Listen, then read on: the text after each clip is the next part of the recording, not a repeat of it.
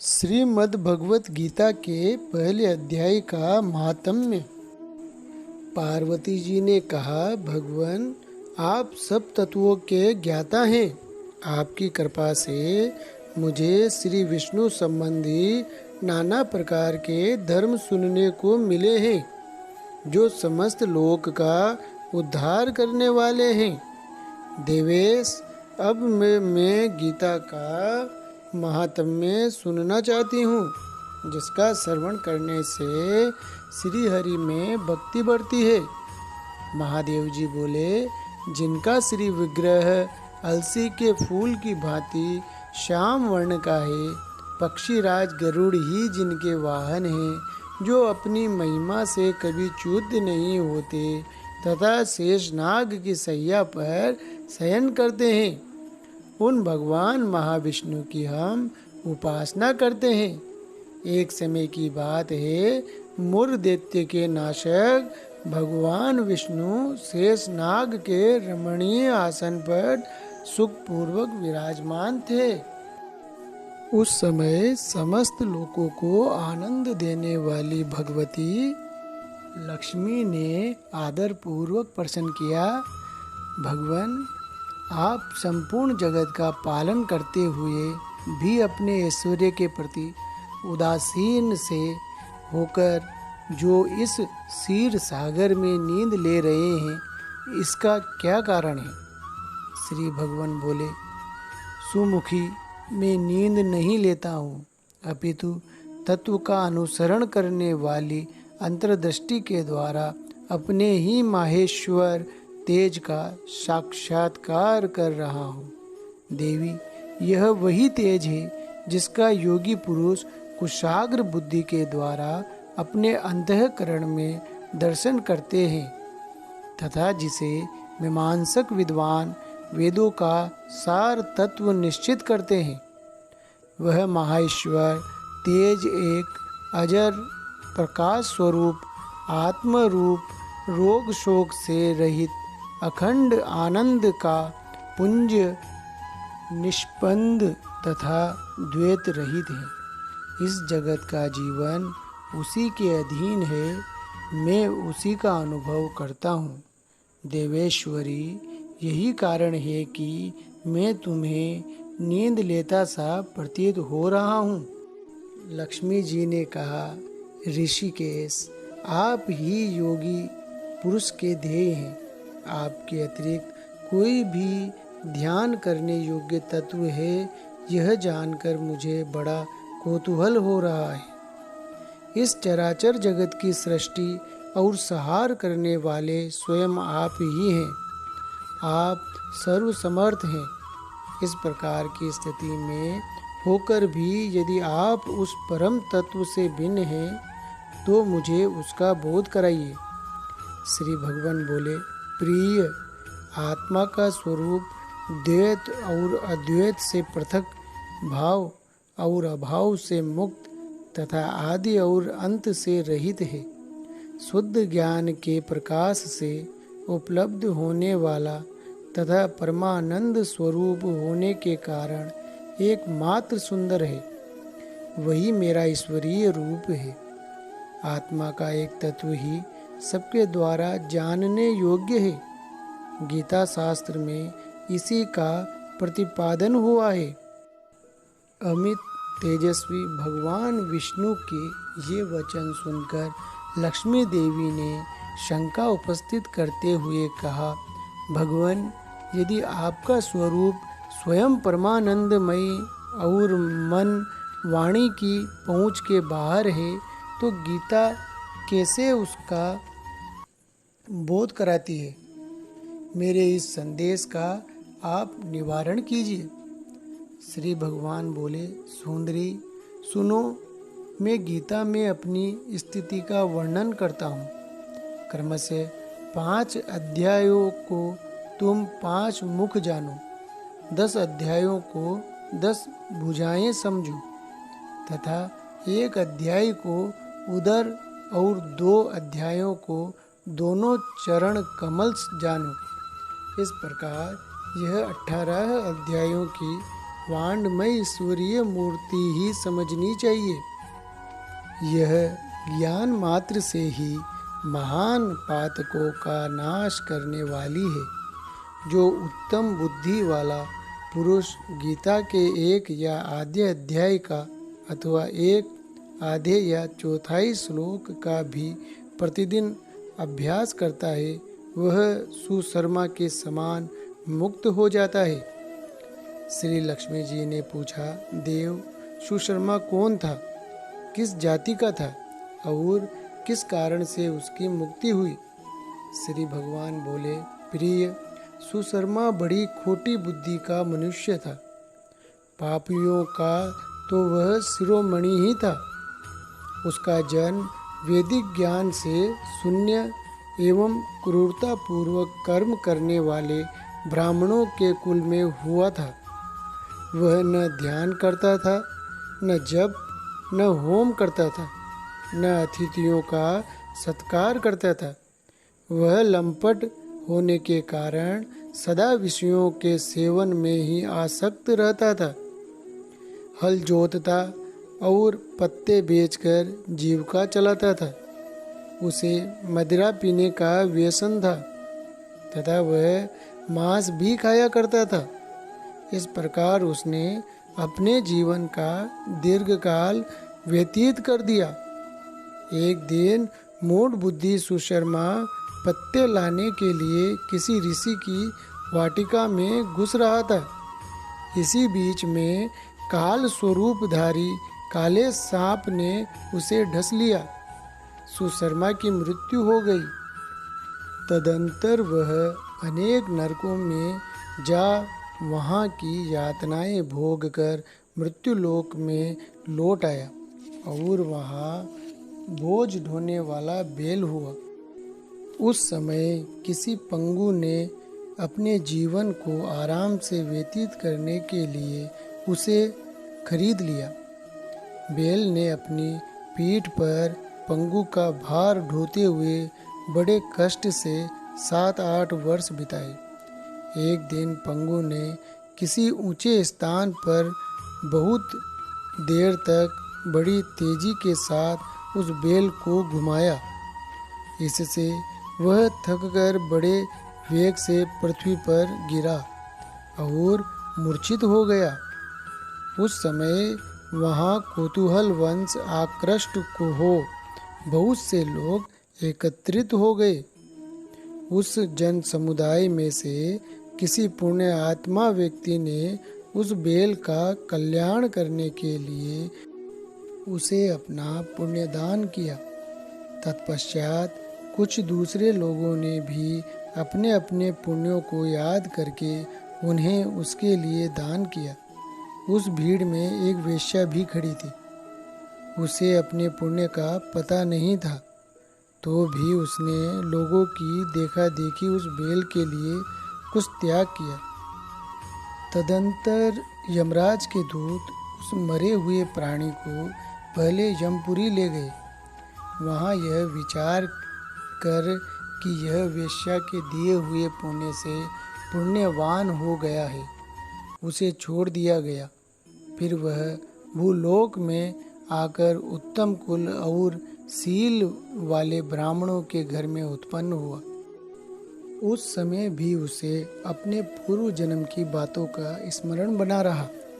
बहुत दिनों के बाद अपने अज्ञान को दूर करने वाले कल्याण तत्व का जिज्ञासु होकर वह उस वेश्या के पास गया और उसके दान की बात बतलाते हुए उसने पूछा, तुमने कौन सा पुण्य दान किया था? वेश्या ने उत्तर दिया, वह पिंजरे में बैठा हुआ तोता प्रतिदिन कुछ पढ़ता है, उससे मेरा अंतःकरण पवित्र हो गया। उसी का पुण्य मैंने तुम्हारे लिए दान किया था।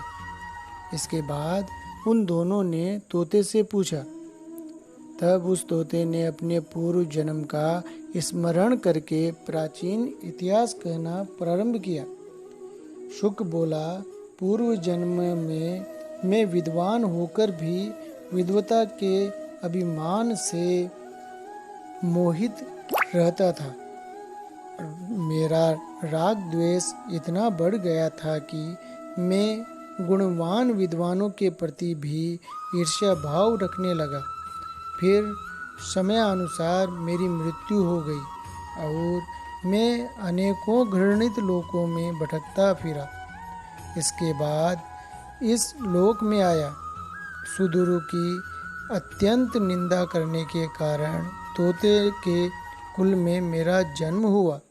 पापी होने के कारण छोटी अवस्था में ही मेरा माता पिता से वियोग हो गया। एक दिन मैं ग्रीष्म ऋतु में तपे हुए मार्ग पर पड़ा था। वहाँ से कुछ श्रेष्ठ मुनि मुझे उठाकर लाए और महात्माओं के आश्रम के भीतर एक पिंजरे में उन्होंने मुझे डाल दिया। वहीं मुझे पढ़ाया गया। ऋषियों के बालक बड़े आदर के साथ गीता के प्रथम अध्याय की आवर्ती करते थे। उन्हीं से सुनकर मैं भी बारंबार पाठ करने लगा। इसी बीच में एक चोरी करने वाले बहेलिये ने मुझे वहाँ से चुरा लिया। तत्पश्चात इस देवी ने मुझे खरीद लिया। यही मेरा वृत्तांत है, जिसे मैंने आप लोगों से बता दिया है। पूर्व काल में मैंने इस प्रथम अध्याय का अभ्यास किया था, जिससे मैंने अपने पाप को दूर किया है। फिर उसी से इस वेश्या का भी अंतःकरण शुरू हुआ है और उसी के पुण्य से ये द्विज श्रेष्ठ सुशर्मा भी पाप मुक्त हुए हैं। इस प्रकार परस्पर वार्तालाप और गीता के प्रथम अध्याय के महात्म्य की प्रशंसा करके वे तीनों निरंतर अपने अपने घर पर गीता का अभ्यास करने लगे। फिर ज्ञान प्राप्त करके वे मुक्त हो गए। इसलिए जो गीता के प्रथम अध्याय को पढ़ता, सुनता और अभ्यास करता है, उसे इस भवसागर को पार करने में कोई कठिनाई नहीं होती है। पहला अध्याय। धृतराष्ट्र बोले, हे संजय, धर्म भूमि कुरुक्षेत्र में इकट्ठे हुए युद्ध की इच्छा रखने वाले मेरे और पांडु के पुत्रों ने क्या किया? इस पर संजय बोले, उस समय राजा दुर्योधन ने व्यूह रचना युक्त पांडवों की सेना को देखकर और द्रोणाचार्य के पास जाकर यह वचन कहा, हे आचार्य, आपके बुद्धिमान शिष्य द्रुपद पुत्र धृष्टद्युम्न द्वारा व्यूह रचनाकार खड़ी की हुई पांडु पुत्रों की इस बड़ी भारी सेना को देखिए। इस सेना में बड़े बड़े धनुषों वाले युद्ध में भीम और अर्जुन के समान बहुत से सूरवीर हैं। हे ब्राह्मण श्रेष्ठ, हमारे पक्ष में भी जो प्रधान हैं उनको आप समझ लीजिए। आपके जानने के लिए मेरी सेना के जो सेनापति हैं उनको कहता हूँ। एक तो स्वयं आप और पितामह भीष्म तथा कर्ण और संग्राम विजयी कृपाचार्य तथा वैसे ही अश्वत्थामा, विकर्ण और सोमदत्त का पुत्र भूरिश्रवा तथा और भी बहुत से सूरवीर अनेक प्रकार के शस्त्र अस्त्रों से युक्त मेरे लिए जीवन की आशाओं को त्यागने वाले सबके सब युद्ध में चतुर हैं। भीष्म पितामह द्वारा रक्षित हमारी वह सेना सब प्रकार से अजय है और भीष्म द्वारा रक्षित इन लोगों की यह सेना जीतने में सुगम है। इसलिए सब मोर्चों पर अपनी अपनी जगह स्थित रहते हुए आप लोग सबके सब ही निसंदेह भीष्म पितामह की ही सब ओर से रक्षा करें। इस प्रकार से द्रोणाचार्य से कहते हुए दुर्योधन के वचनों को सुनकर कौरवों में वृद्ध बड़े प्रतापी पितामह भीष्म ने उस दुर्योधन के हृदय में हर्ष उत्पन्न करते हुए उच्च स्वर से सिंह की नाद के समान गर्ज कर शंख बजाया। उसके उपरांत शंख और नगारे तथा ढोल, मृदंग और नरसिंह आदि बाजे एक साथ ही बजे। उनका वह शब्द बड़ा भयंकर हुआ। उसके अनंतर सफेद घोड़ों से युक्त उत्तम रथ में बैठे हुए श्री कृष्ण महाराज और अर्जुन ने भी अलौकिक शंख बजाए। उनमें श्री कृष्ण महाजन ने पांचजन्य नामक शंख और अर्जुन ने देवदत्त नामक शंख बजाया। भयानक कर्म वाले भीमसेन ने पोंड्रू नामक शंख बजाया। कुंती पुत्र राजा युधिष्ठिर ने अनंत विजय नामक शंख और नकुल एवं सहदेव ने सुघोष और मणिपुष्पक नाम वाले शंख बजाए। श्रेष्ठ धनुष वाले काशीराज और महारथी शिखंडी और धृष्टद्युम्न तथा राजा विराट और अजय सात्यक तथा राजा द्रुपद और द्रौपदी के पांचों पुत्र और बड़ी भुजा वाले सुभद्रा पुत्र अभिमन्यु, इन सब ने हे राजन अलग अलग शंख बजाए। और उस भयानक शब्द ने आकाश और पृथ्वी को भी शब्दायमान करते हुए धृतराष्ट्र पुत्रों के हृदय विदीर्ण कर दिए। हे राजन, उसके उपरांत कपिध्वज अर्जुन ने खड़े हुए धृतराष्ट्र पुत्रों को देखकर उस शस्त्र चलने की तैयारी के समय धनुष उठाकर ऋषिकेश श्री कृष्ण महाराज से यह वचन कहा, हे अच्युत, मेरे रथ को दोनों सेनाओं के बीच में खड़ा करिए। जब तक मैं इन स्थित हुए युद्ध की कामना वालों को अच्छी प्रकार देख लूं कि इस युद्ध रूप व्यापार में मुझे किन किन के साथ युद्ध करना योग्य है। दुर्बुद्धि दुर्योधन का युद्ध में कल्याण चाहने वाले जो ये राजा लोग इस सेना में आए हैं, उन युद्ध करने वालों को मैं देखूंगा। संजय बोले, हे धृतराष्ट्र, अर्जुन द्वारा इस प्रकार कहे हुए महाराज श्री कृष्ण ने दोनों सेनाओं के बीच में भीष्म और द्रोणाचार्य के सामने और संपूर्ण राजाओं के सामने उत्तम रथों को खड़ा करके ऐसे कहा कि हे पार्थ, इन इकट्ठे हुए कौरवों को देख। उसके उपरांत पृथा पुत्र अर्जुन ने उन दोनों की सेनाओं में स्थित हुए पिता के भाइयों को, पितामहों को, आचार्यों को, मामों को, भाइयों को, पुत्रों को, पौत्रों को तथा मित्रों को, ससुरों को और सहृदयों को भी देखा। इस प्रकार उन खड़े हुए संपूर्ण बंधुओं को देखकर वे अत्यंत करुणा से युक्त हुए। कुंती पुत्र अर्जुन शोक करते हुए यह बोले, हे कृष्ण, इस युद्ध की इच्छा वाले खड़े हुए स्वजन समुदाय को देखकर मेरे अंग शिथिल हुए जाते हैं और मुख भी सूखा जाता है और मेरे शरीर में कंप तथा रोमांच होता है तथा हाथ से गांडीव धनुष गिरता है और त्वचा भी बहुत जलती है तथा मेरा मन भ्रमित सा हो रहा है, इसलिए मैं खड़ा रहने को भी समर्थ नहीं हूँ। हे केशव, लक्षणों को भी विपरीत ही देखता हूँ तथा युद्ध में अपने कुल को मार कर कल्याण भी नहीं देखता। हे कृष्ण, मैं विजय नहीं चाहता और राज्य तथा सुखों को भी नहीं चाहता। हे गोविंद, हमें राज्य से क्या प्रयोजन है अथवा भोगों से और जीवन से भी क्या प्रयोजन है, क्योंकि हमें जिनके लिए राज्य भोग और सुखादि इच्छित हैं, वे ही यह सब धन और जीवन की आशाओं को त्याग कर युद्ध में खड़े हैं, जो कि गुरुजन, ताऊ, चाचे, लड़के और वैसे ही दादा, मामा, ससुर, पोते, साले तथा और भी संबंधी लोग हैं।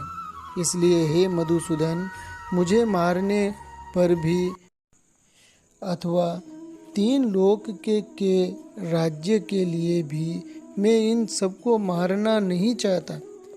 फिर पृथ्वी के लिए तो क्या कहना ही क्या है। हे जनार्दन, धृतराष्ट्र के पुत्रों को मारकर भी हमें क्या प्रसन्नता होगी। इन आतताइयों को मारकर तो हमें पाप ही लगेगा। इससे हे माधव, आपने बांधव धृतराष्ट्र के पुत्रों को मारने के लिए हम योग्य नहीं हैं, क्योंकि अपने कुटुंब को मारकर हम कैसे सुखी होंगे। यद्यपि लोभ से भ्रष्ट चित्त हुए ये लोग कुल के नाशकृत दोष को और मित्रों के साथ विरोध करने में पाप को नहीं देखते हैं, परंतु हे जनार्दन, कुल के नाश करने से होते हुए दोष को जानने वाले हम लोगों को इस पाप से हटने के लिए क्यों नहीं विचार करना चाहिए, क्योंकि कुल के नाश होने से सनातन कुल धर्म नष्ट हो जाते हैं। धर्म के नाश होने से संपूर्ण कुल को पाप भी बहुत लंबा देता है।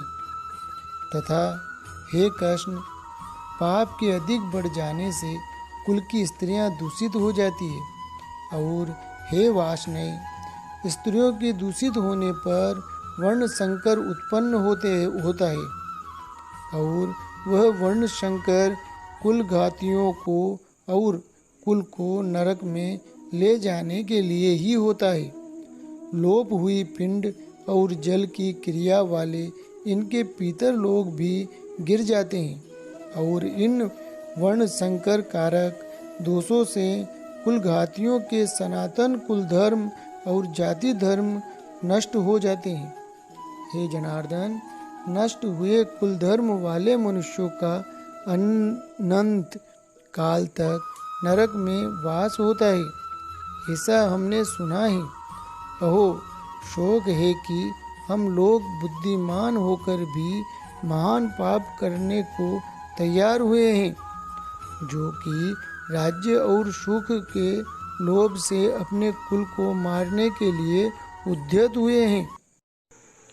यदि मुझ शस्त्र रहित न सामना करने वाले को शस्त्रधारी धृतराष्ट्र के पुत्र रण में मारे, तो वह मारना भी मेरे लिए अति कल्याणकारक होगा।